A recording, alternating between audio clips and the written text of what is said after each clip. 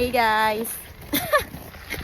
Hey guys! Welcome back to my vlog. So I am with Ate Stephanie and Ate Buday and we were going to Pija Bugwek, which is located to Kushibugwa Park dito sa Point sa Palang din. So 10 minutes drive lang siya guys and sobrang bilis lang naming nakarating. Napag-isipan din namin pumunta dito dahil maganda yung weather and sobrang tirik ng araw talaga kahit super lamig that time. Hindi namin napansin kasi kinapalan din namin yung suot namin. So after niya nakarating din kami dito ng around 1 p.m. and sobrang konti lang ng tao guys, as in parang nirentahan mo yung buong lugar. And good thing about this place is hindi mo kailangan magbayad ng entrance fee. It means guys is libre siya. Pero yung mga bagay like kung gusto mo mag-ski or mga cycling is kailangan mo siyang i-rent dito and magbabayad ka lang. Pero may limit oras lang din siya. And after nyan is ito pala yung map. Tignan nyo na lang, i-post nyo na lang kung gaano kalayo para mapag-isip-isipan nyo din kung gusto nyo na lang i-walk or kesa i-ski. After nyan is dumiretso na kami dito and naglakad na kami dito sa walking area.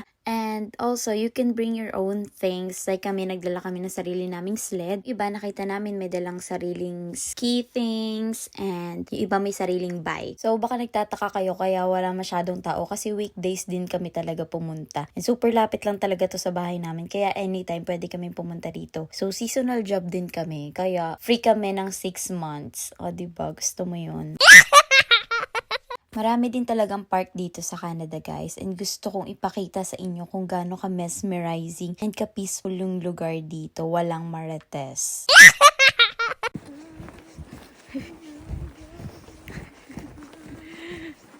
After 1 hour namin na paglalakad is almost there guys, andito na kami, nakakaiyak.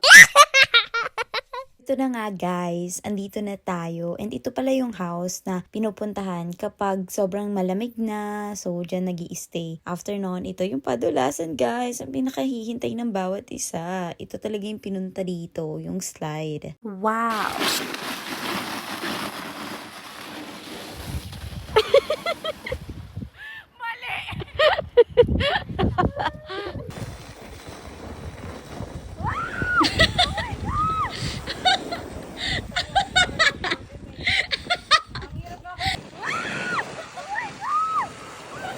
Sabi sa'yo, ang hirap kontrolin eh. Ang hirap nga kontrolin kasi masyadong madulas. So, sobrang dulas niya talaga guys, as in nakakatakot na hawak mo yung phone mo and mag-i-slide ka. Kaya after nun, hindi na kami nag-cellphone and nag-slide na lang talaga kami.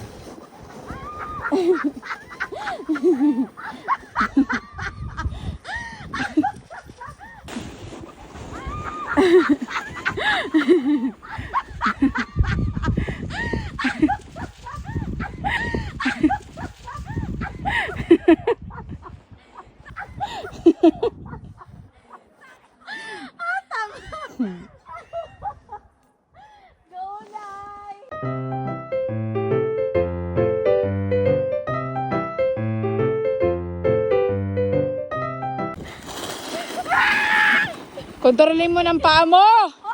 Yung paa mo! Sabi ko sa'yo eh.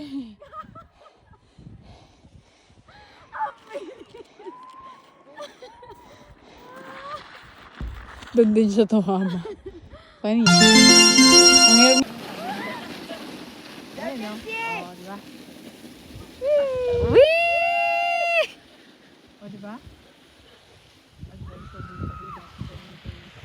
Diretso din dyan. Sa tubig. Doon ako tumama, sa bibig ko pumasok. After namin mag-slide is napag-isipan namin na magpahinga muna kasi tao lang din naman kami napapagod. Huy, ano daw? Ito rin pala yung bike na ginagamit kapag snow naman. So medyo makapal yung gulong and malaki siya. After ng ilang minutes na pagpapahinga is napag-isipan namin na 3 naman kaming mag-sled.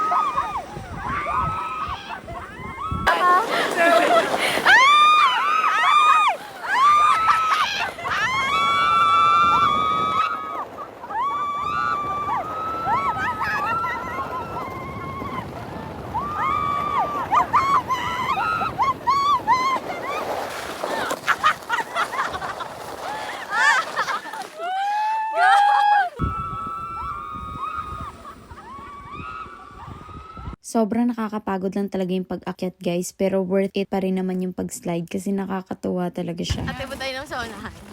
Sige. Sige. Sige. Ibilis mo!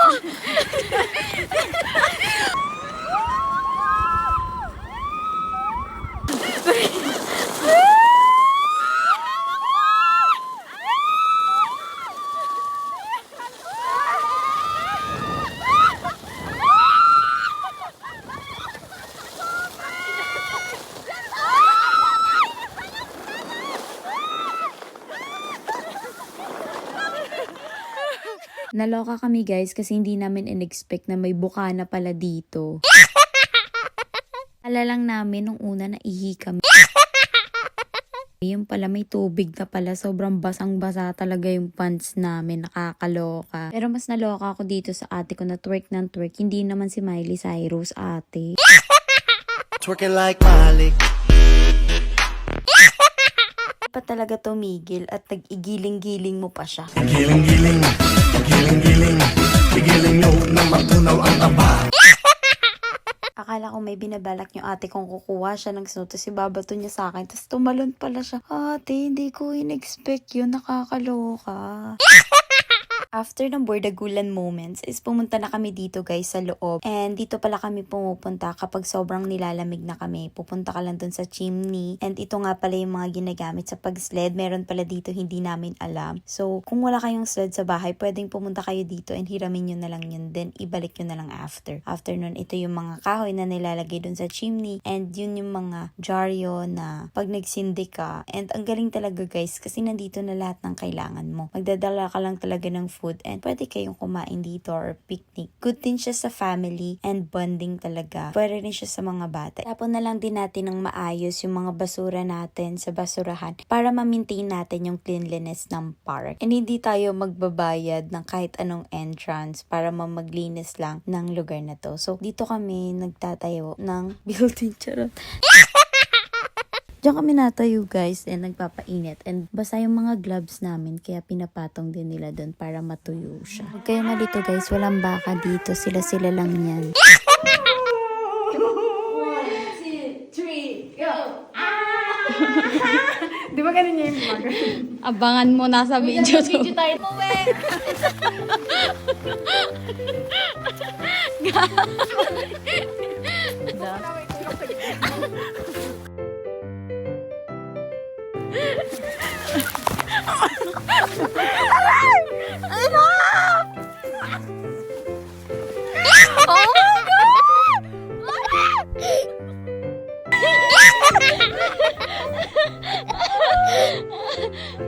Marap ka, te.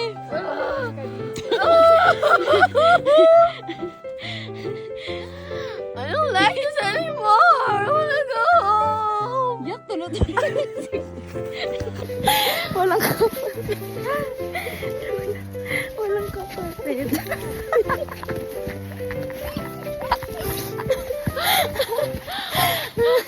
Grabe. And that's it for today's video, guys. Thank you for watching. See you in my next videos. Bye!